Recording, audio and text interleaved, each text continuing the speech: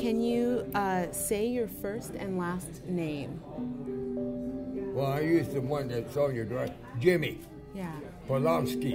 And James, where were you born? If I remember when on the birth certificate, I think it was St. Joseph's Hospital, that great big building up on Court Street, 1936, February the 21st. Yeah, it's a week after Valentine's Day. Fashion. What did you do for your job? Laundry work. Then I drove that metal-sized truck for a while. It was Aramark Laundry. You worked at Aramark Laundry. Yeah, it was Harvey's Laundry when I first walked in the door. And so forth. Gotcha. What was a regular day like for you before the pandemic? Oh, I go places. I still go here. Then I would go to the Panera Bread out there where those little fancy buildings at. And then I went to the Golden Corral. Then sometimes I go to the South Hills Mall. Gotcha. And how did you get to all those places? By bus.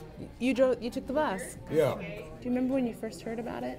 When they was talking about it so much on TV and all that. Okay, on the TV. Yeah.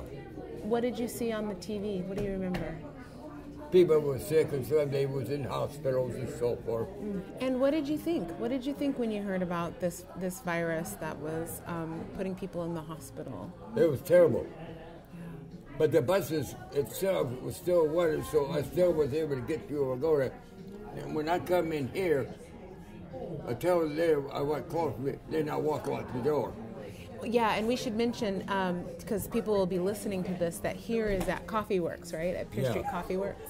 Well, one thing that was good, when Subway used to be down on Pepper, they set some of the tables and chairs outside in the front of the door of the building. If I want to sit down and eat my snack, I just go and sit down at the table there, and I still was able to sit down at the table anyway because it was outdoors. And I know you and I stopped meeting for coffee during that time, didn't we? Yeah. Yeah, because I was home. Yeah. But you still was able to keep in contact with Natalie and me and that because that was because you know their phone number. That's why. Yeah, we could talk on the phone, couldn't we? What else was different? I know you've got a bowling group that you really love to go bowling with. Yeah, they closed down for a while. Okay. And when they reopened, they did just like Walmart. They used restrictions and shields between each lane and that for a while. But you was able to go into the building, go in, knock a few pins down, have a little fun, then leave when you're done. Yeah. All right. Well, any final thoughts on living through COVID and living through this time, James? Well, the only thing I'm really interested in is get that first or second shot at the Tyson event here. Then remember, I took one booster shot. That's right, yeah. So you got your first and second shot at the Tyson Event Center. And the booster shot, I went to, I think it was the Hy-Vee in Hamilton. Thanks so much, James. Okay. All right. Okay.